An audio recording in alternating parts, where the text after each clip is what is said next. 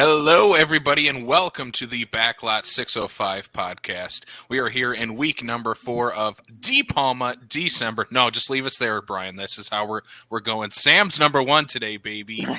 Sam, I'm going to let you do the intro then. I'm so confused. I'm putting Sam under the hot wire. Movies, baby. Today I'm Sam Lenz. I'm joined with my co-hosts, Brian Mensing and Casey Kelderman. You put him on the spot. He's so confused. Oh my God. Nailed it, we are continuing DePalma December with today's guest, our friend and returning guest from podcast A Comic Book Look. We got Tommy D. How you doing, Tom? Excellent. Thank you so much for having me. I'm ready to talk DePalma, baby. Heck yeah. Yeah, this is your fault. I understand. Yes. Definitely. All right. You guys allowed me to pick the movie, which maybe it would have been your mistake, but my gain. Your loss is my gain, he says. I mean, Tom, when you picked this movie and then you showed up to our Christmas countdown, you were saying, like, if I liked Carrie, I was going to be blown away by The Fury. And I didn't realize how quite literally you meant that. Because yeah, it was. No spoiler alert. I liked it a lot, actually. So, yeah. Excellent. That's good to hear. And it's a DePalma movie, so I love it. Yeah. But yeah, that's the thing is, I really didn't think it's not going to blow you away compared to Carrie. But what it's going to do is see as we are. In 2021, we get to look back on and analyze De Palma's career, and you can see why he did The Fury. And you have to see Carrie first, because he would have never done The Fury, and he could have never gotten The Fury, and he could have never gotten a movie star to be in The Fury without doing Carrie first. So he had to start to being able to do the De Palma movies he liked, which includes sex, violence, and technology, all put together with Hitchcockian layouts of the way that he sets up his scenes. And if you mix all those things together, then you get a De Palma movie. And this is where it starts to go to true De Palma movie. But because he found success with Stephen King's supernatural, Carrie, he had to add that element into The Fury, which you can tell it's almost like it starts off as this weird action movie and moves on and on. I mean, it changes so much, but they have to add this, they have to have it focused on this thing that's at least similar to Carrie, a teenage girl with superpowers. Yeah. With returning actress Amy Irving, which, God, she gives a good performance in this. Mm-hmm. Yeah. Mm-hmm. Yeah, I agree. Yeah, I when you mentioned this one, Tom, I was like, I've never even heard of this movie. What is The Fury? And this is kind of one of the lost De Palmas in, his entire massive movie career, especially when we're looking at this era that we're talking about. I mean, we talked about 2 of his 70s hits in Phantom of the Paradise and Carrie, which I think had their own massive fan bases behind them. But The Fury, though, just kind of falls behind in the rest of those. Why was this your pick for this month? I mean, we didn't even hit, spoiler alert for next week, we're not even hitting his erotic thriller phase of the 80s at all in this De Palma December, which is perhaps what De Palma is most known for. Spoilers, hopefully we'll do that in part 2. But why The Fury, Tom? Oh, well, first of all, yes, why The Fury? Great question. Why The Fury? It's a personal favorite of mine that I watch once every 3 or 4 years. I love all De Palma movies, so I'm a big De Palma head. And I'd watch it every 3 or 4 years. And then anytime I'd watch it, I'd always post about it, or say I love it, or tell people about it, and I'd always get crickets. Everybody be like, well, okay, never heard of it, don't care. Why do you even watch this? And I'm like, it's still De Palma, guys.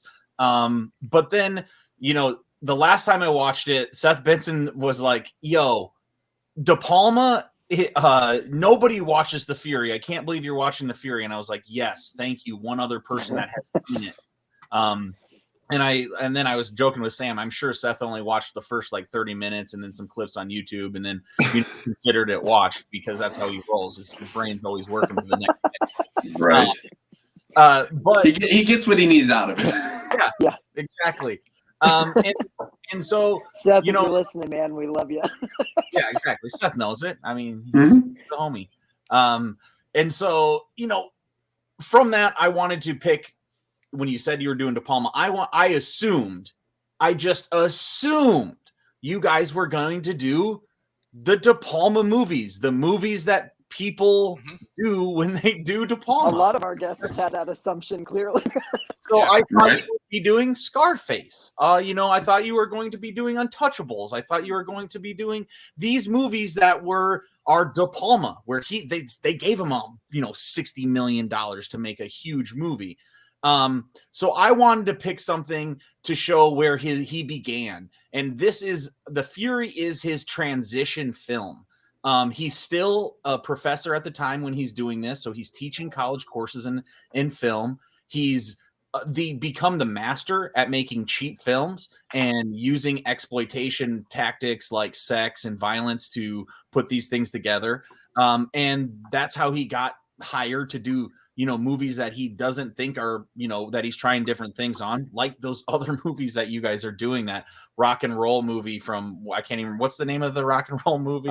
Phantom of Paradise.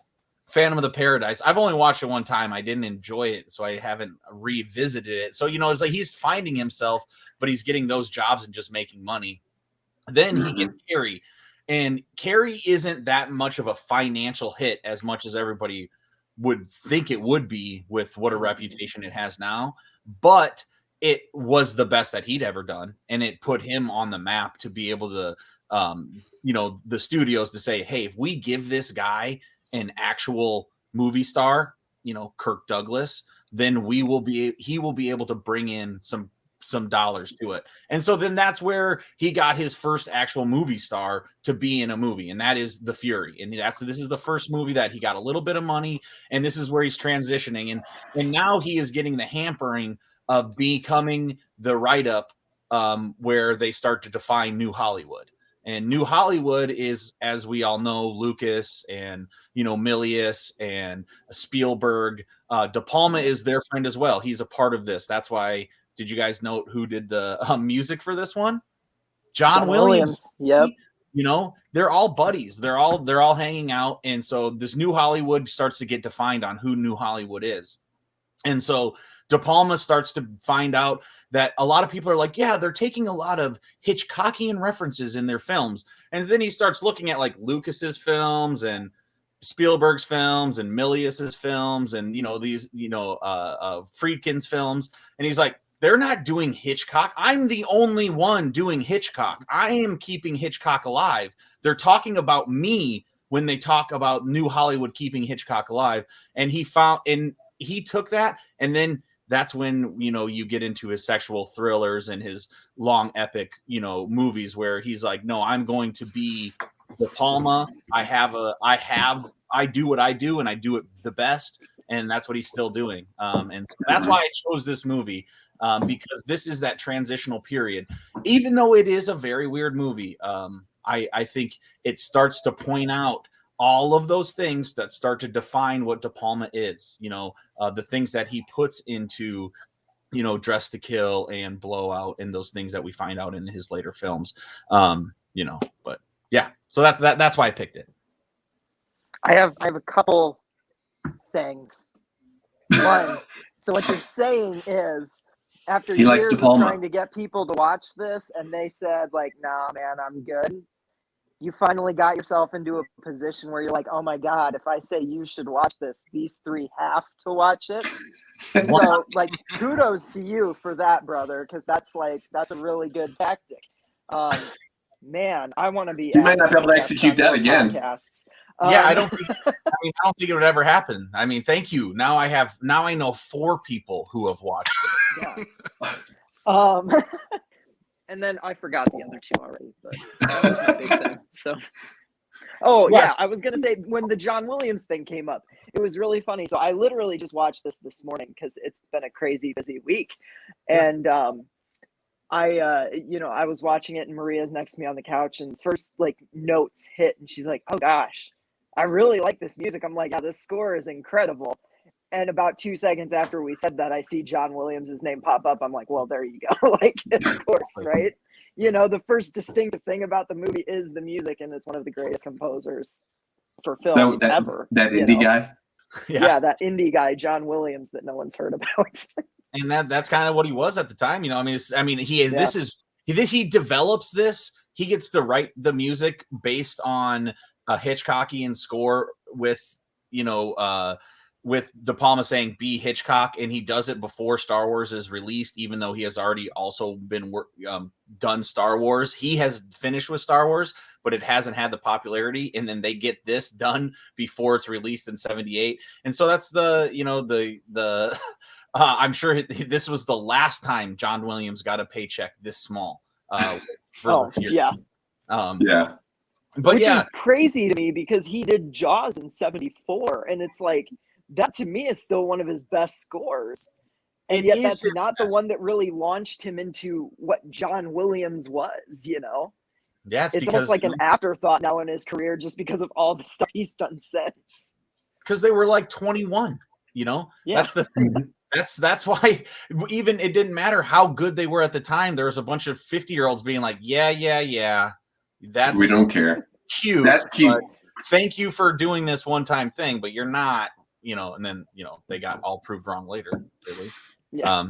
Because New Hollywood was defined. And it's I'm 36, so New Hollywood is this new thing that came out through like the late 60s into the 70s, through the 80s. And so even though I'm a 90s 2000 kid, like you were VHS era, so that's where all of those movies came into play. And I watched a lot of them. And then my parents had a really hard you cannot watch rated R movies.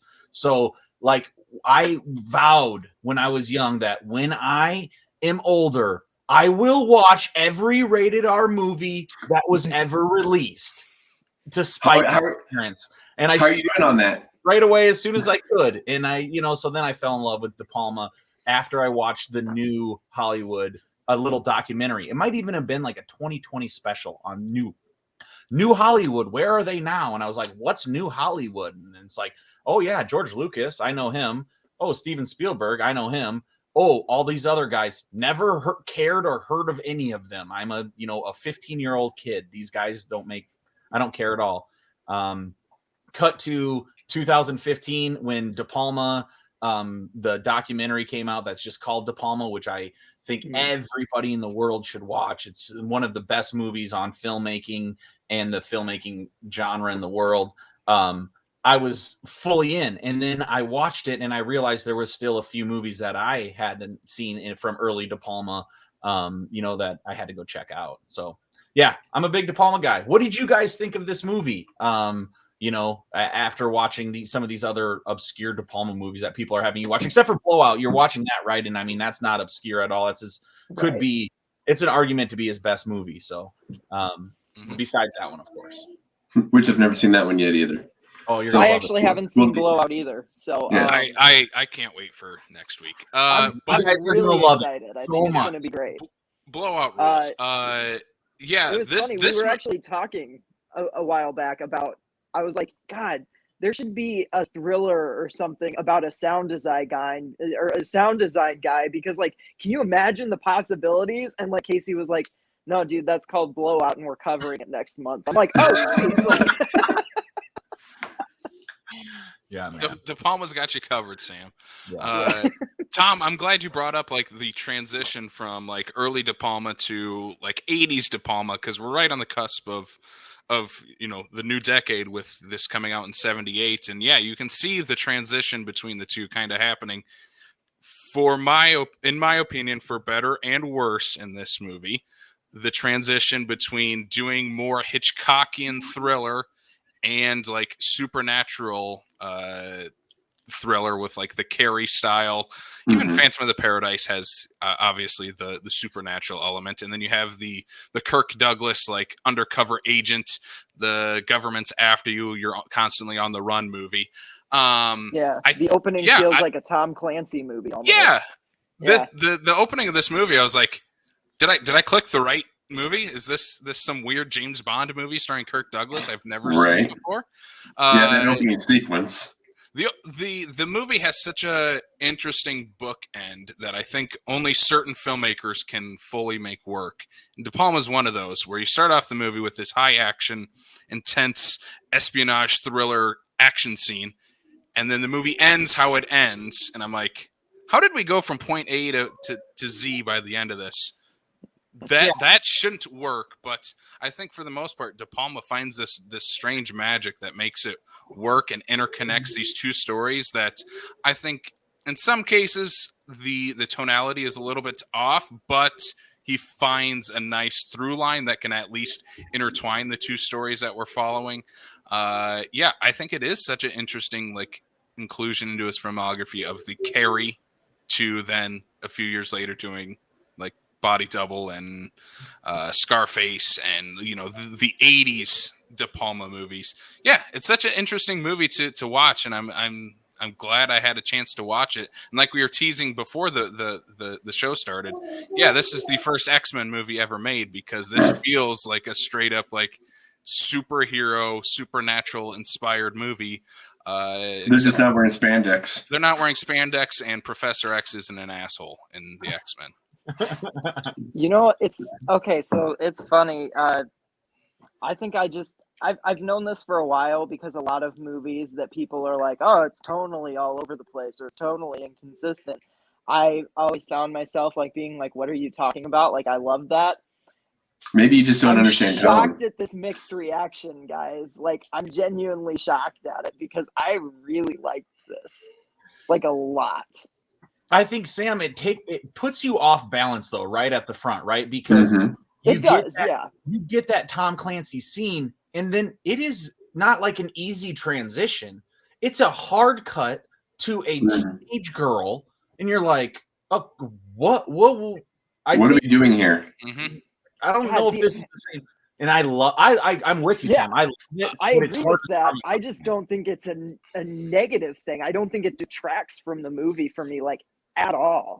If anything, it's one of the things that I like about it. It's this, like you said, it's a hard cut, and you're just like, whoa, wait, what is going on? And where's Kirk? Where's the next scene? From that moment, I'm hooked. I'm like, okay, I want to see how these two things come together. And when they do, I thought it was great. I don't know. I get the tonal. I just don't see it as a negative, I guess. But I'm that way. I just think I don't mind the tonal shifts. It's just it would be kind of nice if it wasn't so necessarily abrupt that it feels like you're going from first gear to fifth gear and you're abruptly mentally slowed down by it.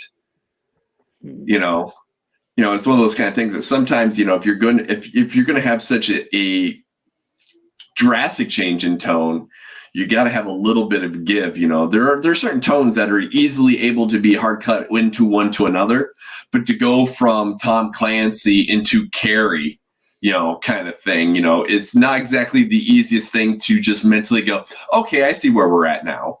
And you don't really get caught up until he is with the lady that he hooks up with in the Volkswagen van. You don't know how these two things are even going to be connected at all.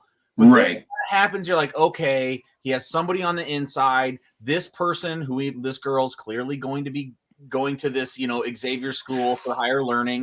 They have all the, the cards out and they're doing all the tests, which I'll tell you what. I want to know when Bill Murray was going to show up with those cards. I know. I was like, hey, this is Ghostbusters. Yep. I've seen those cards before. That's what got me when I was the first time I was like, I love this world that they've just developed, that there's a secret government agency that is looking for highly gifted children and telekinesis and telekinetics. It's awesome. It's goofy as hell, and I love it. I don't know. There's just... it's goofy as hell until someone's bleeding from their fingernails. Yeah, there's some gnarly practical effects in this, including the very final, I say shot, but it's actually 30 shots all from different angles. And I'm like, when you have a practical effect that good, you show it from 30 angles. Mhm. And then when it cut to black and started rolling credits, I'm like, DePalma just knows how to end a fucking movie, man. I can imagine DePalma going to the producers and going, okay, I have this one shot, but I need 15 cameras running simultaneously. And there's like, but sir, that's like half your budget. I know, but I have this one shot, and we must do it this way. Yeah. I mean, totally worth it. Because you can clearly tell that that's how that was constructed, because they weren't going to blow that guy up twice. No, there's no way they made multiple prosthetics to do that many takes of it. Like, that's definitely all one take. Plus, like, the head moves. Yeah, in like the same direction every time. Yeah. Spoilers for the Fury. Yeah, I mean, Yeah, but sorry. We don't explain why he blows up. A lot of people have seen that scene because it like gets clipped on Instagram and through like gore sites and different things like that. So you may have go into this whole movie, you see Kirk Douglas, you see these, you're not feeling it, and then you get to the last scene, you're kind of like, oh, I think this is familiar. I have seen this blown up before. It's like, no, you just saw that on Instagram or YouTube or whatever we put on some best of, because that's kind of one of the only things that lives on from this movie is that final scene. And a lot of people that watch the movie, they take away the final scene because, up until that point, there's a power there and she could do a lot of things. She ends up killing the lady who has bleeding from her eyes and everywhere else. But you don't realize like what she could potentially do to a person until that last scene. And so then it's the main bad guy that he's been, being evil the whole time. So you hate him so much. He's a bad guy because he's wearing a black glove, just one black glove too, the entire time. He's the bad guy then. Yeah. Mm-hmm. Dead giveaway, right? And so and then then he gets what's coming and it feels great. And then you get some early De Palma Giallo influence with the black glove that we'll see quite a bit more in his later filmography in there as well. So, I mean, De Palma is kind of that guy who can combine multiple genres into one movie and still make it work. I say it is a tonal imbalance. It doesn't take away from I really liked this movie. I just think some of the hard cuts from the spy espionage thriller to, all right, Carrie's in high school, except it's the girl who sort of picked on Carrie this time. Didn't work as well. And I think the weakest aspect is the overall storyline with Kirk Douglas's son, Robin, who as a character, I just don't understand at all. And I think that's my biggest issue with the movie. And maybe we can talk through it and maybe it'll make a little more sense. But Robin, who is kind of this emotional core of the movie, he's the connective tissue between both Kirk Douglas as Peter and Gillian, our Carrie type character. Both are in a way seeking him by the end of this, for Gillian to find answers and for Peter to find his son. Except when we do eventually meet him, he's kind of gone, he's kind of a dick. He is kind of a dick and kind of out of nowhere, in my opinion. He goes from this like happy-go-lucky, like I enjoyed being around my father, and I try to be a competitor against my dad. And all of a sudden, next thing you see him, and he's just a complete asshole. Like his character shift. Him. For years, he was watching a video of his dad getting blown up. 11 months. For 11 months, but okay, 11 months of watching that video, like. I mean, come on. It was shot really poorly. So I would have been mad too.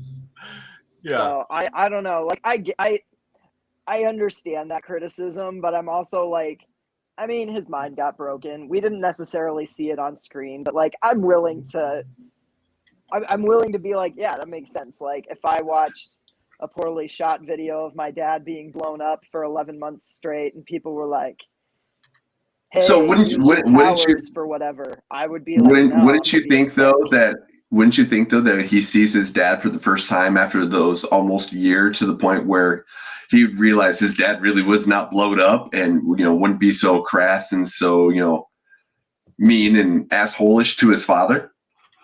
Yeah, you would think that. Mm-hmm. I'm just saying, broken, Brian. But yeah, you have to go with it. You have to, and that's the thing that I think DePalma would agree with Casey, because if you look at where his career goes, he's like, guys, the thing that I don't want to do is this part. Like I want to give people extremely hardcore thriller, suspense with the right amount of jokes and the right amount of shocking brutality that is, we don't need to have this X element, which is this supernatural thing. And that's why you see he eliminates it from his career after this. Maybe here and there but not even to my recollection that I can remember. So I think he would kind of agree with Casey a little bit. And then also, having having the character just do a complete 180, it's also kind of another DePalma thing, right? DePalma doesn't necessarily do characters that well. He doesn't do character development that well. He sets up a scene. If you want to know, when you guys get to Blowout, like once you watch it, you'll feel like you could walk through that park and you would know where the bridges are and how to get in and how to get out, and the entire geography, because he sets up scenes so that a viewer, you understand exactly where everybody is and where everybody's happening and how this is taking place, and he sets it up so meticulously. Even when somebody's even just like having a one-to-one conversation, you could shut your ears a lot of times. Just look at how the cameras are moving. That's the beauty of DePalma. What he lacks sometimes is that character study. Like he needed to give us a few more scenes with the son to show the breakaway from the dad, because all the entire catalyst is that, Kirk Douglas wants to save his son if he's still alive. But we needed to see the son be like, I don't really need him anymore, and I like what's happening here, and they're teaching me the right things. So then when they get together and he's a dick, it's like it makes sense. But DePalma kind of is still learning, and he's dropping those balls a little bit, and so that's why I agree with Casey 100% that there's the tonality of this is weird. But it's 1978. We don't get movies like this anymore. So that's like why it's so nice to revel in all of these mistakes and these things that don't necessarily make sense tonally. And it's like, man, I wish we got more movies like this now. Yeah, I was gonna say through a critical lens, yeah, you could tear this movie apart. And I think my biggest issue is just the son, and I just had to bring it up. But I gotta say, when we do I like the supernatural elements of this movie, though. You're a horror guy, though. Even this movie's not too much of a horror movie, except that the final shot, which hell yeah. There's some bloody, disgusting moments. There is, but it's leading up to it too. I think it's more of an action movie that has supernatural elements intertwined inside of it. But even the opening action scene is an incredible looking action scene. Like Tom was just saying, where everybody is, where everything is happening at every single moment of this movie. Even in the scene that's right behind Brian, which is the slow motion kind of culmination of the movie, in a way, of her finally escaping and meeting Kirk Douglas. Yeah, where everything is happening at that moment. But I want to jump back to my favorite shot of this movie that, again, I think that's what stands out in DePalma movies. He's such a eye for film and making things visually interesting, is the shot where the main character, Gillian, is first kind of unleashing the power with the train. And we just had that train following in front of her, just moving around, and she is seeing all these images, and you can see like her eyes like starting to connect to everything that's going on inside of her head. Like that's incredible. Like, especially that type of filmmaking, no one's doing that nowadays, like you said, Tom. And like that's the stuff that sticks out in De Palma movies, of these incredible looking shots. And he has a few more throughout the movie. We get before you go to the next one, Casey, I just want to say on that last one, that the train's going around, good point. You even can feel what the other people in the room are feeling. Like some people are getting excited by it. Some people are like, what is she doing? Nervous. And then there's those girls who are all bratty, which is, De Palma, the master also of casting, has like, what's the girl who was in Kill Bill and all those other movies, is one of the Daryl Hannah is one of I saw her right away. The brat girls. And you can tell that they're like already thinking in their minds, like, I don't like her. Why is she showing off, or why is she doing this? And there's no dialogue. That's all done through the camera work that Casey was talking about. So continue on other scenes like that. But I just wanted to say it's so cool about that. Yeah, I think that's and what he does with the supernatural element in this movie. Like, he teases it in Carrie. Here he's like, all right, I get a budget. You guys are kind of making me do Carrie again. Fine, but I'm making my version full out this time. I don't have the restraints of trying to stick to a Stephen King novel, even though this is also based on a is it a novel as well? It's I think it is, but then it's like changed for the screenplay, and the screenplay writer, is also has done a bunch of other stuff. So, but he kind of gets to do whatever he wants by the author of the book. The screenplay was, I think. So yeah, I believe so. Which I like when authors write screenplays on their book, but still like change things, because honestly, a lot of times the book adaptations that are the worst are the ones that are so rigidly attached to the book that, and then there are the ones that go the opposite way, where they lose what the book was really intending on doing. But a lot of things that work in literary form do not work cinematically. And so I think this script is pretty damn good. And it makes me wonder if, like, reading the book, there's not as much of the tonal whiplash. Because, I mean, when you go from chapter to chapter, you kind of expect there to be, especially if it's going from two different perspectives. I haven't read the book, but I would presume that, like, part of it is told from the Kirk Douglas character perspective, part of it is told from the Amy Irving character perspective, and then those two narratives eventually meet in the book. It would be easier to go from chapter to chapter than maybe the way you're going from scene to scene, because you're expecting smooth transitions and scenes, whereas, like, in a novel, a lot of times you can be a little bit choppier and all over the place and still bring it back to something, and you can in film too. It's just done a little differently. But I don't know. I'd be really interested in reading the book after watching this movie, because the story had me hooked. And maybe it's just because I love weird mashup stuff. Like, Cowboys and Aliens isn't a great movie, but I have so much fun watching it, because it's just like, it shouldn't work, and it really doesn't. But I'm also like, it's cool anyways. Like, it's still Cowboys and Aliens on a systemic, like, Yeah, it's fun to see, Harrison Ford act that terrible too. So. Yeah, exactly. Yeah, yeah. That's entertaining. There's practically a phone in his hand the whole time. Yeah, like, exactly. Wow, how far the king has fallen. Yeah. I was just gonna say, I didn't expect to talk about Cowboys and Aliens on this episode today. No, right. One director that comes to mind nowadays that kind of pulls off this tonal balance is Jim Cummings, who can kind of balance many different types of genres and tones in sometimes a single scene. And I think that's sometimes, I mean, you have to look at the early works of other directors that were doing it, like DePalma, to kind of, understand that balance. What's that? What I'm sorry, I'm too dumb. I don't know what movies Jim Cummings has done. Thunder Road, Wolf of Snow Hollow, the beta test. And the beta test this year. Man, yeah. He was in the new Halloween Kills movie as an actor.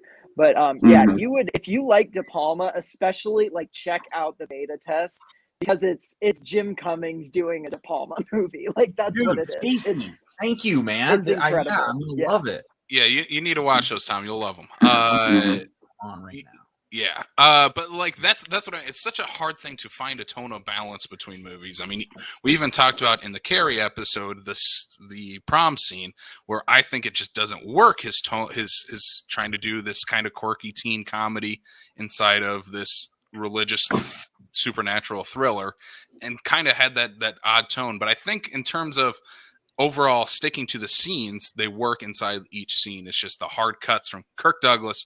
Supernatural, Kirk Douglas, Supernatural, but both of those elements are so good that it's kind of easy to forgive. Like, these are kind of two different movies put into one, which is okay. Because I love seeing, like, 60-year-old Kirk Douglas doing, like, parkour and James Bond level of action in this movie. Isn't it? He's incredible. I mean, they had to have had a younger guy in mind when they were writing it, because isn't it the funniest shit ever? When Kirk Douglas, who looks old as hell, Make him out of being an old guy? To make him look like an old guy. And they're like, great makeup. It's like, no, I think he just looks just like he normally does. I mean, right. Just with white shoe polished in his hair. He left the Just for Men at home, so he had to use just the white shoe polish. White shoe. It like says on the label. It's so gross. I know. At first, I thought he was putting glue in his hair. I'm like, what is he doing? That goes to like how DePalma plays those little moments that are super odd in such a great way of making sure that white shoe is in frame. You have him doing that, so you don't even remember what he's talking about. All of a sudden, he's like in some lady's apartment, has some. And the old lady, after being terrified of him, just loves him. Loves him enough to tie up her heads, kill him all. Who wouldn't love Kirk Douglas? I'm just saying. The people that he ended up tying up were justifiably tied up, because who wouldn't like Kirk Douglas just randomly coming into their apartment? That old lady is the MVP, though. Yes, the old lady is the MVP. Kill the feds, like kill them all. It's like, what? Yes, please, I guess. It's so funny when she says that, and kill those feds. Kill them all. And he's like, hey, calm down. It's not good for the ticker. Yeah. Right. That was maybe like my favorite scene in the entire movie. It was just everything in that apartment, because I'm like, this doesn't need to be here. No, like, that's at all. And then I do like to just talk, I'd like to see how he still wants. DePalma loves technology. When he was a kid, he built computers. He had tons of sound equipment, video equipment. He was a cameraman. That's how he got into it, was audio video mixing. And so he loves that shit. So then I love that the girls play Pong. They are playing on a Commodore 64. The very first, not a Commodore 64, a Magnavox Intellivision. And it is the first console that was ever released. They have him in this movie. And then when they're doing when the sun is has to get clockwork orange, all the gear and the setup and everything on the side, you can see how DePalma's trying to bring those elements into his movie, and then the full culmination is Blowout, so you guys will get to see how he makes an entire movie about it. But it is, I love it. And I'm a tech guy. I'm in audio video electronics. That's where my professional job is. So like, yeah, I'm a big sucker for that kind of stuff, like full heartedly. Like I want to see reference monitors off to the side, and I love to see a camera in frame and how this is all working. And I know DePalma loves that shit too. So I think it's cool how he's trying to put it into this movie that it doesn't need to be in it at all. So yeah. Mm-hmm. Yeah, I was gonna say, in watching this movie, it kind of, in a way, felt for me a little more Cronenbergian than De Palma, which again, these two guys are coming up at that same time, pulling off very similar elements. Especially the last shot was very Scanners. Like that's what the first thing I thought was like, wait, this did this before. I mean, this was prior to Scanners, wasn't it? Yeah. So I'm like, this is Scanners before Scanners existed. Yeah. Yeah, and De Palma and Cronenberg worked together. They came through the low budget scene together, where they were both trying to make nothing movies, and they would help each other out because they're in the same scene. De Palma has a bunch of movies that come out before Carrie that you wouldn't even really ever want to watch. It's not like they're great movies. It's kind of like if you look at Kubrick's first 6 movies or so, it's like, well, these aren't Kubrick movies. These are movies Kubrick could make with the budget he had and the people he had around him. Mm-hmm. So he could just at least make something, And then, so yeah, I love the growth from that into this being, the big budget and launching him off into other things, but not being a success. This was not a success, and he was really scared. That's why he continued teaching at the time, and he taught a class on how to make low budget movies, which is then his next movie, which is Home Movies, a collection of a bunch of his students' low budget movies that he helped with. And it's worth checking out. They're all black and white, but it's also like you're 100% fine if you never see it. But yeah, but then after that, that's when he starts all of his friends in Hollywood also start finding major success. And so he is actually feeling like he's falling behind at this point, because he sees Lucas being the biggest and, Spielberg being the biggest and having success after success and finding their clear niches, and always envious of Lucas being able to use his own money, where he never was able to do that because, just never made it like him. So yeah, I just love that story, right? I like film history and Hollywood history as well. So that these are the players that I think are really cool. So if you're into that kind of stuff as well, I think it's really worth it to watch this movie, because you get to see right in the heart of that where, he's trying to be as big as Spielberg, who's one of his good friends. Mm-hmm.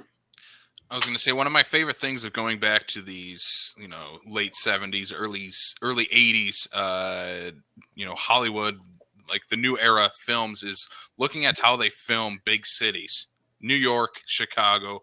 In this movie, we're in Chicago, and Chicago is just dirty, gross, nasty, just like you would expect, like New York at this time. New York usually gets the rub of, yeah, that's gross. We're going to film there because there's just graffiti and nasty shit everywhere. Yeah. And I think DePalma does a great job of presenting that in this movie as well. In maybe one of my favorite scenes of this movie is the kind of the car chase that is set up through the construction yard that starts off in the streets of Chicago, which again, and like it Tom, ends so fucking cool. Yeah. I love that. Like Tom, you were saying, where everything is happening, and you have this scene that goes into the fog, and we're just following these cars through the fog, and you kind of understand that. You really understand at this point that Kirk Douglas is always this guy that's one step ahead. He's always one step ahead. He's always thinking about what's my next move before they perform theirs. And I think it's just showing his character through not him talking, just through his actions, which is done so well, and especially that scene there. Yeah, I agree. I mean, they only even say like, the only lines about it are usually about the directions. Like, hey, I'm going to go straight. You take a left. Where do you go? I think you came through here. It's just like to help us understand. But yeah, sorry to interrupt. What were you saying? I was actually going to mention one of the things I actually loved about just that whole sequence in general and whatnot is seeing the baby face that was Bob, the cop in the car. Because our friend from Die Hard 2. Die Hard 2, NYPD Blue. I'm like, I looked at him. I'm like, I think I know who that is, and I had to pull it up because, mind you, he definitely doesn't look that baby face anymore. But I was like, oh my god, it is Dennis Franz. But just to realize, I'm like, he must just really like playing cops, I guess. Yeah, he got typecasted young. But also that just shows DePalma's, he knows what he's doing with casting, man. He's bringing these people in that are going to have long-lasting careers that we now recognize them from tons of different movies. And this is the first time in here. I will say this is probably the first movie I've watched of Kirk Douglas's in probably 3 decades. Like, I didn't know anything about this movie going into it. All of a sudden, Kirk Douglas pulls up. I'm like, oh, this is going to be nice and refreshing. So you know what's funny about that? The man had made a movie for like 30 years before he died. Yeah. Well, you know what's funny about that is I didn't see his name in the credits. I didn't look up a whole bunch about this. I looked it up on Just Watch to see if it was streaming and where I could rent it. And so I must have missed Kirk Douglas's name in the credits because Kirk Douglas came on screen and I'm like, Michael Douglas was not that old in 1978. And I'm sitting there like thinking for it, and Maria's even going, he looks familiar. I'm like, he looks like Michael Douglas. And then I look it up, I'm like, well, duh, it's Kirk Douglas. It's his dad. It took me a long time to figure that out. It was like 20 minutes into the movie before I was like, oh, hey, it's Kirk Douglas. This right here, what you just said is just the ultimate proof of understanding the age gap difference between you and I. That I can look at Kirk Douglas immediately and go, that's Kirk, that's Michael. Yeah, if you put them together, I don't know if I could. Well, 78, Kirk Douglas looks a lot like Michael Douglas. Yeah. I was going to say I had the same thing because I am not – Kirk Douglas is not in my era of movie watching that I grew up. Yeah, and unless you're not a fan of Spartacus? Yeah. Not the biggest fan of Spartacus. I've never seen it. But watching this movie, as soon as he comes up on screen, I'm like, I don't really associate Kirk Douglas in my mind of what he looks like. And as soon as he shows up, I'm like, all right, there he is, because he looks like Michael Douglas. And like that was my connection of these two just look remarkably similar. Which is, I mean, they're both good looking dudes. Yeah. I mean, Spartacus. They could essentially be twins. Like if you just put the 3 decades prior pictures together. Yeah, man. Tom, I was going to ask, since you were talking about like liking new Hollywood and like going through Hollywood history, have you read the book Easy Riders, Raging Bulls? Yes, definitely. Okay. Yeah, I love it. Okay, because I was like, that is one of my favorite books about like the history of Hollywood and that like era in the 70s that ushered like a new wave of filmmakers in. I think that's such a fun read. So one of my favorites, hands down. Yeah. Definitely. I mean, and it's really exciting. I love history. I love video game history. I love comic book history. I love, pop culture history. So that book is like, it's considered one of the best books for that era. And I agree. Yeah. It's been a few years since I read it. I should probably reread it. But yeah. Yeah, I was just thinking, I read it about 3-4 years ago, maybe, because I found it at Last Stop and I'd never even heard of it. So I picked it up and I was like, oh, this is fascinating. Oh, yeah, and, man. Yeah, and I read the whole thing in about 2 days. And yeah, I'd like to revisit it sometime. And I have an Audible account where I try to, go through different, just Hollywood books, and some are terrible and some are really good. And, but yeah, I mean, there's definitely a lot out there. If you're into for sure. this, especially this era, they were, you could tell that they were all really full of themselves very young. So they all kept like good records of everything they did and all these things. And they loved to give interviews and talk about themselves. Yeah. Like I said, that I mentioned that 2015 documentary DePalma, which everybody should watch. It is just an interview. It just is interviewing DePalma over a few different days and then cutting in different clips. And then they have Al Pacino and all the big stars from his movies chime in too. Right. But it's really just him talking about the process, what he doesn't like, what he does like. And it's so funny that, me as like a DePalma person, I'll put a lot of weight on, a DePalma movie or a DePalma performance or a choice. And then in this documentary, you can tell it's like, yeah, it was for a paycheck trying to get through, I guess he jumped on board for whatever. And then I'm like, DePalma, don't do this to me. I thought you're making high art here. You can tell that. Welcome to being a John Carpenter fan, because yeah, exactly. That's that guy too. He's like, oh, I don't know. Yeah. He doesn't think that. Like, I hated that movie. I did it for the paycheck. I'm like, what's wrong with you? Yeah, don't say that to me. But, you can tell he is that old school, hardworking guy where he's just on to the next project, making cool stuff that excites him. And his most recent project is he put out a novel. So there's a DePalma novel where this is the first story he wrote. It's not good. Once again, remember what DePalma's downside, at least for me, is his characterization, something you definitely need in books, but it's written just like a DePalma movie. So I still loved it. I was going to say, Tom, I'm reading that right now, and I'm just very early in the movie, and I'm like, yeah, this is DePalma. Yep, exactly. You kind of figured out from the first paragraph that it's a DePalma story. Exactly. Yep. So that's awesome. You're reading it, Casey. That's so dope, man. Hell yeah. Yeah, I saw his name on. I saw his name cool. on it sitting in Barnes and Noble. I'm like, I'm gonna get this. I know nothing about it. It has a sick cover. I'm gonna get it.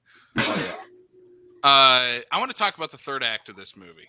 The third act gets pretty wild. We touched on some of the elements of it, but the scene behind Brian, that slow motion scene, is kind of our end of the second act into the third act here, which is such a great scene of finally we get our two main storylines coming together, the culmination of those two finally meeting each other. And then we get, in my opinion, an actual good, like, heartbreaking moment. Even though it is kind of goofy in this DePalma way, how it happens is when the car hits one of the she's a nurse at the facility. Yep. That moment shocked me. Yeah, like legitimately shocked me. Mm-hmm. Yeah, I feel like that. I know exactly what you mean, right? It's the transition and it puts it into the home run. So after that scene, we're really baking right to the blow up.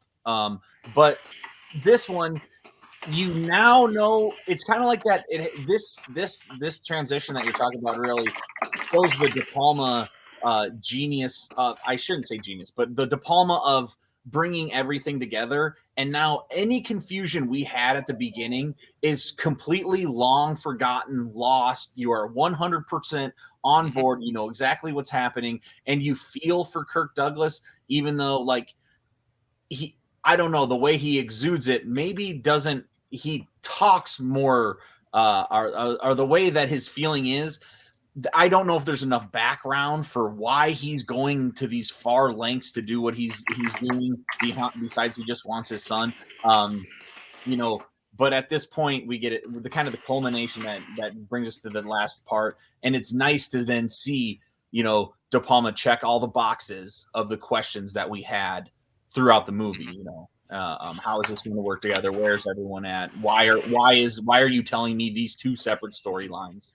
I want to jump back to the very beginning of the movie and then transition back here because we talked about and criticized a bit DePalma and his characters, where I think the father-son at the beginning of this movie, you totally understand their relationship. It's not that they're just father and son; they're best friends. Yep, like exactly. They do everything together. Like when you're watching that scene, it's like they're brothers more than they're a father. When he's getting held back and the kids. I mean, you feel it. You're right.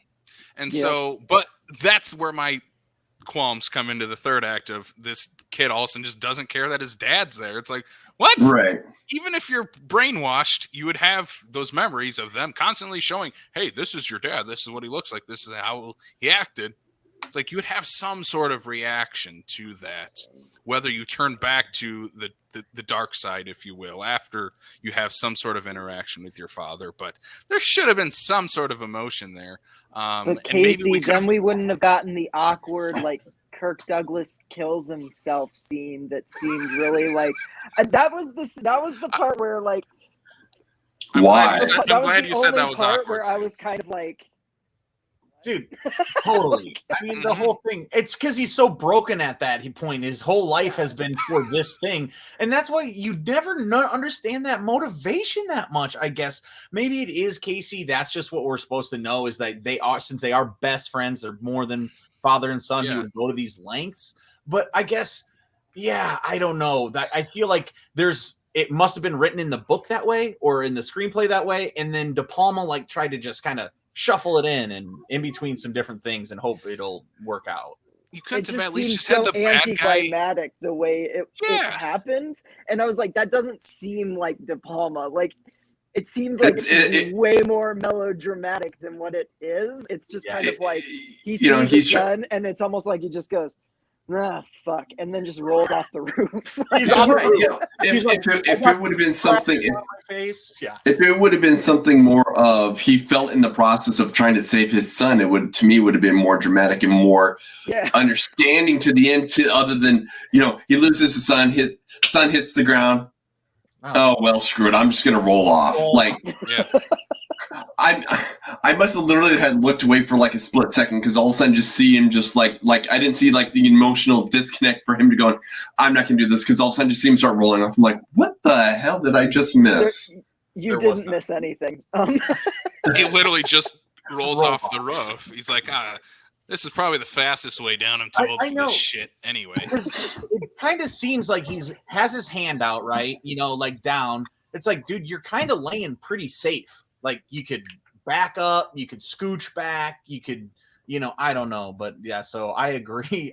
That's why I feel like, I don't know. It must have just been a plot point that had to be hit or something. Because was the roof that high? I mean, come on. And it's a little disappointing, right? Because you're kind of building up for Kirk Douglas to get a win. You want him to get the W in some way, even if, whatever, if it's not for this kid, he saves other kids in the future or whatever else, it could potentially be. But yeah, DePalma just smashes all of that and literally into the concrete at the bottom.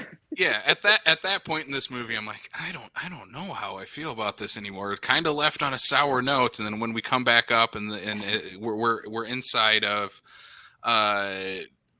Gillian's room, and I'm like, okay, we got the fight. We got one more scene, and again, all of a sudden, her eyes turn blue, and we get John Cassavetes with his evil black glove and a sling just explodes Scanner Sling.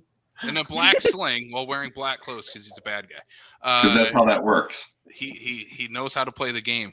I Just must have blows been up. the baddest guy in high school then, because I only wore black. You were one bad kid, Sam. I'm sure. He was his version of Dr. Evil. Yeah. But yeah, then the final scene is just seeing him blow up in, like we said, 30 different shots. And I'm like, yeah, this movie rules. Like, Yeah. like that's When how you you end end the on a movie. note that sweet, it's like, It's hard not to. you know. Yeah. It's like in Rocky 4 when Drago gets punched. Yeah, they show it 6 or 7 times. It's the same punch, but I love it every single time. It's like in Bloodsport, you know, Jean-Claude Van Damme gets that giant, you know, scissor kick. Boom. I want to see that from 6 different angles, the exact same thing. You can even show me the same clip 3 or 4 times. I'm excited to see it. It's exactly like that kind of cheesy ass shit, except they put it at the end of this movie, which included, you know, like a car chase and espionage and brainwashing and supernatural X-Men school, and then it just ends up with this blow up. It's kind of like the only way you could end the movie that would have all of this different shit that, you know, your main character is dead, your movie star's dead, and you know, how are we going to end in? I don't even know if how they would have done it, like a liquidation of this thing that from 50 different angles. There's also like fire in it too. Like it's not just a body blowing up. There's fire like, inside of there. I'm pretty sure at some point there was glitter. Yeah, they Sure. definitely. Yeah, there were definitely sparkles in the explosion. It's literally like they're like, we're gonna blow this up. What weird shit do we have laying around the special effects room? Can we stuff into this dummy? Yeah, what To give it a more dramatic look. Put in this mannequin. And Also- I think At one point it looked like, I don't know, like cottage cheese or like stuffed peanuts or whatever coming off the one side, and like, what the hell? What was this man made of? They just went to the catering tent and just stuffed it full and put some C4 on it and said, "We're good." I'm okay with it. Anybody got some cheese? What I was going to say is, I assume they probably did this in one take and just had a couple cameras set up for it. I would assume, if not, more props to you to having 2 or 3 dummies to blow up. No, that was all one dummy and like 15 cameras. But if they did it with one, props to them for keeping the head intact, that the head doesn't blow up as well. That you get the amazing shot of like the head flying up in the air and then coming down. It's like, yes. Yeah. This is the perfect way to end this weird. How would you like to be the special effects guy that has to have like 7 dummies on standby in case DePalma's like, that sucked? Dude, I would take 7 of these things in every movie over the CGI bullshit I see in every Marvel movie these days. So if like, give me practical, just think if they spent the millions of dollars they do on CGI on practical effects, it's like our effects would be so cool. There is a reason that the swinging scenes in the Raimi Spider-Man trilogy still hold up as the best swinging scenes of Spider-Man. Like they have a real weight to them. There's something tangible there, you know? It's not a rubber thing. So yeah, that's why even though it may look cheesy at times with the thing flipping off and the blood is as red as my coat, coming out like that's my favorite kind of blood though. It's like the bright Technicolor red. When it comes to the blood stuff kind of thing, though, I don't fault a movie for that, because for me, that's not necessarily a budget thing, whether it be CGI or whatever the case is. That to me is just more of a style thing. Oh, I love it. I prefer it. The black blood that we have now, I don't like it. It's like I want this Coca-Cola red blood. Make it pop. Out of the Kung Fu movies. You chop a head off, it shoots straight up. Just like garden hose. Also, we get blood coming out of so many different body places in this. I love it coming out of fingernails the most, though. That was like I've never seen that before, it's and so I'm like, that's creepy. awesome. And nobody, anybody looks at this and everybody's had a hangnail. It's the worst. anybody who's done blood in their movies looks at this and goes, "Yeah, we can't top that. We are never going to do that again." But DePalma can have that one. Yeah. Like we're never going to be able to make our fingers bleed like this. and I think that's the cool stuff. I did want to say while we were talking about the end, that last scene before the blow up, it does get drawn out. It's almost like, even though he could go like really quick, right? The bad guy, John Cassavetes, he could go in there. He's all in black. We know he's bad. She could just blow him up right away. But it's the DePalma thing. So let's figure out this room that you've already been in 5 times throughout the movie, and now you know exactly what it's like, and let's work our way around the bed and onto the bed and off of the bed and through, and let's have this slow thing why thinks he's like breaking her down emotionally and getting to be on her side. And then she pulls in and like kind of awkwardly kisses his eye or whatever before it's like zing, blood starts dripping from his eyes. And I just like think that whole suspension of showing the layout, doing, this camera movement that in another director's hands would have been a boom, here it is, boom, done. And he can have this way that like, it's coming, something is going to happen, but it just keeps going. And then you're like, is it going to blow up now? Oh, nope, not yet. And even though I've seen the movie tons of times, I still have that during the scene. So, because as soon as it switches over, I'm like, I'm excited for the blow up. And then it's like, oh yeah, okay, I forgot I got like another 8 minutes, or whatever it is. Yeah. 6 minutes, that's the back and forth. But yeah, I think that is just like the juxtaposition of having this drawn out suspense and then having a brutal, violent ending. Is that DePalma juxtaposition that he ends up in his career being a master at, which maybe he's still learning to do in this one. I see the thing that I like about that scene actually kind of redeems the awkward Kirk Douglas suicide is like, they did not get a happy ending. Like Robin and Kirk Douglas, I'm just going to call him Kirk Douglas because I don't know his actual. I don't even remember it either.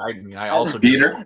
Yeah, Peter. There we go. Yeah, like they didn't get a happy ending. Like Casey said, it ends on a sour note, and like the whole time he's like kind of coming on to her and being creepy. I'm like, oh no, oh god, no! At least give Amy Irving a happy ending. Like what the, come on, don't do this to me. And then when she kisses the eye, I was like, oh, that's gnarly. Oh, I love that. Like, yeah, and it's kind of like that DePalma thing because it's like weird, and is it sexual or what is it? I don't know. It's DePalma. He's a kind of a freak, and he's going to to show us in a way. Maria can attest. Like that entire scene, I was just sitting there going, "Kill him, Amy. Kill him." Wait till you guys get to Dress to Kill and Body Double. I mean, on your next ones, you'll be like, oh yeah, so he is an absolute sexual terrorist. Yes. And probably shouldn't be around women in any capacity. Understandable now. But he makes great movies about it. Yeah. Let's get into our final thoughts, and then we'll throw out our double features for The Fury and blank, if you're going to pair it with another movie. Sam, you want to kick us off with your final thoughts and your double feature? Yeah.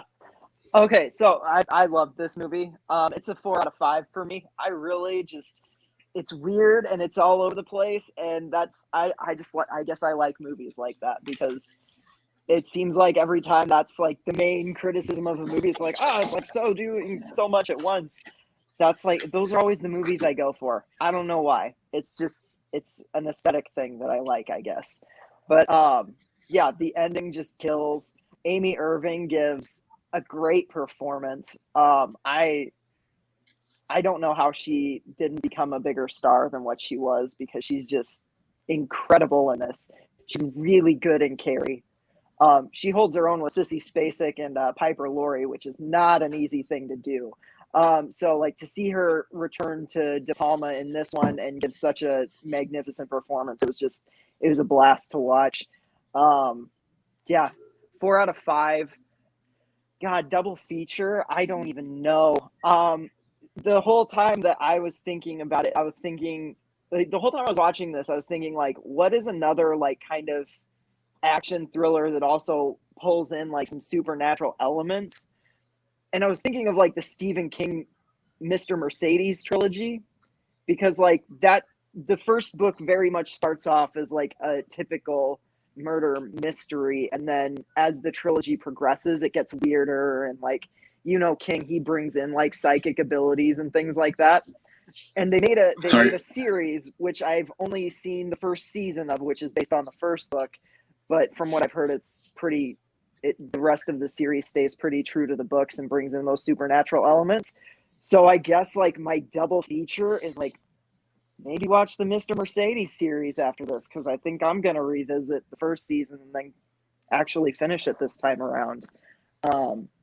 Because that's what I was thinking the whole time with this. I was like, I feel like Stephen King definitely saw The Fury before he did the Mr. Mercedes trilogy, because there's a lot of like consistencies between those two works. And so I know I kind of copped out with my double feature because I didn't do a movie. It's more like a book trilogy / television series. But yeah, read the books, watch the TV series. Books are dope. First season of the TV series is dope. Talk about phoning it in, Sam. Yeah. I mean, don't worry, Sam. I have the most basic Cowboys answer for our double feature. So, you do? What's your basic answer? I can go then. My final thoughts are: I do think this is a bit of a tonal imbalance, but I think because of performances, direction, cinematography, it is one of those DePalma movies that stands out in its uniqueness in the rest of his filmography because he is trying so many different elements all in one movie. You can definitely tell the influence of Carrie inside of this movie and him trying to break away a little bit from being typecast as the supernatural teenage girl has supernatural abilities, director of just Hollywood's just going to pluck him for just every version of that. So you can see him trying to break away from those. Can you imagine a De Palma directed Firestarter? New Blood? Oh yeah, that too. But yeah, like a Friday the 13th, the New Blood. Oh hell yeah! Yeah, I would watch he should have. I do think this is a really fun thriller supernatural elements. The final scene is worth the price of admission alone. I think that alone was like, yep, this just bumped this up at least a half a star rating for me because it is so incredible how well it's pulled off. 3.5 out of 5 for me. And yeah, I'll give the basic answer. I'm going to pair this with Scanners because it just makes sense to pair this movie with Scanners. It has not only just that element, but like the scanning ability and then her supernatural ability as well just works together. And like I said, this feels very Cronenbergian, so having a Cronenberg movie probably to follow this one, like that's such a great double feature in my mind. Hell yeah, man! That's a great lineup. Ooh, you know what other Cronenberg movie would pair well with this? You only get one, Sam. I know, but I copped out for mine, so I'm changing it. I'm gonna go with another Cronenberg movie and go The Dead Zone. Oh hell yeah! Yeah, because that's a great movie that's very similar to this one in the fact that it's like both very grounded and then also like weird and supernatural. And yes, that's my actual double feature, The Dead Zone. Awesome. Wow to coming back around there, Sam. Brian, Yeah. what do you got? I think the movie's fine. I think part of it, like what we've talked about in regards to the character development, for me, there wasn't enough development to feel connected or feel anything towards most of the people in this movie. So I think that means that there's bad acting and whatnot. Absolutely not. I mean, the performances were great. You can clearly see De Palma, the influences from before where he's gone from past this and whatnot, because I immediately, we talked about like the train scene and whatnot. I'm like, there's that 2-frame thing, whatever he likes to do and whatnot. And but with the tonal shifts and throwing everything around and whatnot, like just give me one good solid piece, give me something, whatnot. So, I mean, like I said, it's fine. It was good to see old rugged Kirk Douglas in his prime. The dude hadn't made a movie in like 30 years before he passed away, and this is like 30 years before that. So I guess for the sake of seeing the emergence of the action stuff that he was starting to get into with this here, I would say is pairing this with Mission Impossible, because I think that's one of those DePalma ones where people don't immediately think of Mission Impossible when they think DePalma. They think of Carrie, they think of other ones. They don't necessarily think of it's one of those ones where I thoroughly enjoy it, and it gives him an opportunity to be able to, like you said, Tom, about his infatuation with technology. He clearly uses that in Mission Impossible. Yep. Exactly. Yeah, Mission Impossible is a great choice. I love that movie. Yeah, it's a great DePalma movie, and he sets the this for what's going to happen for the rest of them. I mean, I understand they've gone full Marvel now, but I mean, I don't even mind. I love, I'm ready for Mission Impossible 6, 7, 8, 9, 10, 11, 12. Pretty soon, Tom Cruise will just be like driving a rocket ship to Mars in real time, and it'll be like Mission Impossible. Well, you figure in the mid '90s, Tom Cruise was still on that. I'm a name. I'm Mr. Top Gun, but I'm not quite the Scientologist I was then as I am now. That he has all the control now. Yeah, he's gone full robot. I love it. Yeah. Tom, what about you? Of course. I mean, I love this movie, you guys. I love every De Palma movie. I think De Palma is one of those guys that is special to films. A lot of good directors make a special film, and I love those films. But De Palma is one of those guys he's a special director. So I don't look at his films as almost individual pieces. I look back at his career, and every movie I'm just excited that I get one more De Palma film. And so in that way, I absolutely love this movie. I give it a 6 out of 5. This is the kind of movie that I prefer to watch compared to newer movies. I enjoy going back to these 70s movies and seeing how they did it then, and seeing what's what can happen. And when you have a director who's seeking a vision and is allowed to see that vision all the way through, where there's so much oversight in today's movies, and there's so much money that you can't. It's really hard to do that. I mean, clearly, we still, as we're film viewers, we know that still exists. It's just not to the same extent, I think, that it was back in the day. So I love this movie. You have to dig for it a little bit. Yeah, exactly. I think even Amy Irving, who's the actress's name, right? I think she absolutely crushes. I mean, even when she is making a sundae and eating a bowl of ice cream, you may not notice, but that scene doesn't cut for like almost 4 minutes. So you're talking the kind of acting that you would have to do to build this thing, remember your dialogue, create this concoction of just grossness of all that shit that they're putting in there. That looks so yummy. She put 2 layers of coconuts on there, guys. Did you notice that? That's nasty. What is she doing? It's so gross. And I love coconut. Yum. That's my Sunday. And she puts it all to the dome. It's like, I don't know, man. That's a special kind of thing that maybe another actresses would be self-conscious about, or just wouldn't put that kind of thing out there. And it's like, I noticed that kind of shit that she did, and she's really good. So yeah. And that'd be the kind of thing where I would even say, is like you mentioned in regards to just her performance and whatnot, there's not very many people who you figure Kirk Douglas in the 70s and whatnot, who's a huge name for himself at the time, to be able to, be the opposite in the movie and be able to hold your own in the process. I mean, that could be a crushing, to someone if you can't hold up to the person you're acting against. Yeah, exactly, Brian. I mean, that's right. I mean, and we don't even really know who Kirk Douglas is at this time. But in 1978, he had won Oscars. He had been a part of lots of Oscar movies. He was a huge, huge part of Hollywood. So that was a big part of this movie. That's what they tried to sell the movie on. But then you get into the movie and it's like, yeah, man, you could, she is holding her own. If He's not doing not better in it than- for a lot of the second act, actually. Exactly. Like he's It's- absent for a large chunk of this movie. Yeah. So it's what movie to succeed, and she does, and she holds it. Mhm.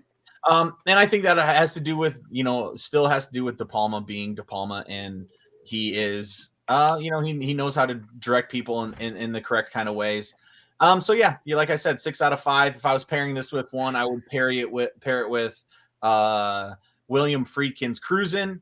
It's like that's 1980. DePalma wanted to make that movie. Him and Friedkin are friends. They're both a part of the New Hollywood, and they're both trying to push what's together. You'll see how when you guys get into Dress to Kill, that he's trying to play with gender and roles and different things like that early back in these times. And so he's evolved with Cruising. I think this is a natural flow where you get kind of this, Cruising doesn't hold up for the gay community like they sure would like it to, right? It's that there's definitely homophobic shit in it, but it is an amazingly like shocking, gritty movie that is kind of push the same kind of vibes of a director putting everything that he has in it. And then if this movie was in anybody else's hands, it wouldn't look anything and feel anything like this. So that's why I think it's a perfect kind of little combo for the Fury. Awesome. So that has been our episode discussion on The Fury. Thanks to Mr. Tom Devine for suggesting this movie. Thanks to all the guests actually this month. I think all 5 movies are really not the first ones you would think of when it comes to DePalma, which is okay with us. We got to get some new blood in here as well. I really have appreciated that. Let's wrap this thing up. Let's get into the plugs for the show. If you like this and you want to continue to listen to DePalma December, next week we have Blowout, which is our final film of this month. We're going to be joined by Blake Ginnathan. This is one we've been trying to set up for a while, and we're glad that this is the one. Blake was obvious. Like, you want to be on DePalma? Yeah. Blowout? Yeah. Okay. It wasn't even a question. Wasn't even a question for Blake, which DePalma movie would be his discussion. So to listen to this, you can subscribe to us on Apple, Spotify, Google, Stitcher, Amazon Music, and on YouTube. Brian, where can they find us on the socials? On the socials, they can check us out at Facebook, Instagram, Twitter, and Letterboxd HQ. Also on Facebook, you can check us out, the South Dakota Film Community Group, film lovers, film enthusiasts, filmmakers. All of us there, we just like talking about movies, so definitely come join us there. Sam, where can they also check us out over at Patreon? They can check us out on patreon.com/backlot605, where for $5 a month, you get 4 extra bonus episodes, typically either going with new releases or cult films or something seasonal. So we've actually done discussions on Home Sweet Home Alone and the 1966 animated classic How the Grinch Stole Christmas. And this week we will be dropping a spoiler discussion of Spider-Man No Way Home. And we're ending the month with The Matrix Resurrections, which I heard compared to Wes Craven's New Nightmare, and now I'm totally stoked. And I'm actually going to watch all 3 of the beginning Matrix movies, even though I didn't like the first one when I watched it. And I'm actually kind of excited to go back and watch this whole series and hopefully really enjoy Matrix Resurrections. So, yeah. Watch the Animatrix while you're at it. Every time I say that, the guests always give me that look. I know, it's weird. I don't know why. I just can't get into the Matrix. It's just not my movie. I came out when I was 14, Sam. I came out when I was 14. Yeah. I thought trench coats and dark sunglasses and big boots and cool guns and the internet was life. So, like, I had the Matrix poster on my wall. But like I said, 1999. I missed the whole Zeitgeist, and by the time I watched it, I was an adult, and I was just kind of like, okay, like. I have a good feeling that this is going to be the time Sam watches it, and he's like, "Yep, I like it now." But I hope I have a feeling there's going to be a turn. I think. I hope so. Have you guys ever heard this theory that the Terminator and Matrix and one other movie was all a big pitch from this person in Hollywood that they split it up into these 3 movies, all having to do with the one and the future of the AI takeover. I'm going to send you guys a link. You guys are going to freaking have it blow our That's minds. cool. Yeah. I'm going to throw out one more plug for us. We got coming up December 29th at Full Circle Book Co-op. We do have another South Dakota film community meetup in between the holidays, in between Christmas and New Year. So come on down to Full Circle Book Co-op, 6 till whenever we feel like on December. Or they kick us out. From 6 to whenever, December 29th, Full Circle Book Co-op. Come down, chat some movies, and talk with other film lovers and filmmakers there as well. And then Tommy D, where can they find a comic book look and yourself online? Yeah, go to YouTube, a comic book look, no spaces, and you'll find us. We've been doing it for 10 years, talking comics. If you like comic books and you pick up comics on Wednesdays, you'll like our show. If you don't, you might as well not tune in. But I still have fun on Facebook and Instagram and other places. I'm a big movie guy as well. So if you follow me on Instagram at TomStewDivine, you'll see lots of movie things that I post in my stories all the time. I'm watching all sorts of weird shit, and I try to get to all the new releases. Yeah, love movies. Love being a part of the comic book and nerd community in Sioux Falls. It's fun to connect with guys like Backlot and some of our other friends that are all, having fun, man, making connections and, putting content out there for our local 605 people. So I love it. Well, we love having you here with us, Tom, and John. He was kind of the odd man out for a comic book look month this month. Sorry, John. We will get you on at some point. It's okay. You had Ken. Yeah. I mean, that's John's better half. Actually, technically, we did have John because he poked in and waved when we. That is right. We had a Mhm. cameo from John, so I think we got John covered this month. That's good. That's great. All right. Well, Tom, thank you so much for joining us. This has been awesome. Thank you for bringing the Fury with you. So, thanks for watching it, guys. I now know 4 people that have seen it. I'm so glad I watched it. I'm so glad I watched it. I loved it. And John, I need to hear your thoughts as soon as you watch the Jim Cummings movies. Who's John? I'm definitely going to. Sorry, Tom. I knew what you meant, and I'm definitely going to. I got him on the top of my list right here. That's awesome. Yeah, if they're doing weird stuff like DePalma and I haven't even heard of them or I haven't watched them, I definitely have to check this out. Tell John to watch them too. I want to hear his thoughts too. I mean, yeah, right. Let's get everybody on the Jim Cummings train. Oh, that's great. All right. So next week, Brian DePalma, December continues. Blowout coming up. So go check that movie out. For Brian Mensing, Sam Lenz, I'm Case Kelderman. We will check y'all out next time on the Backlot of South Dakota. Have a Merry Christmas. Bye. Bye-bye.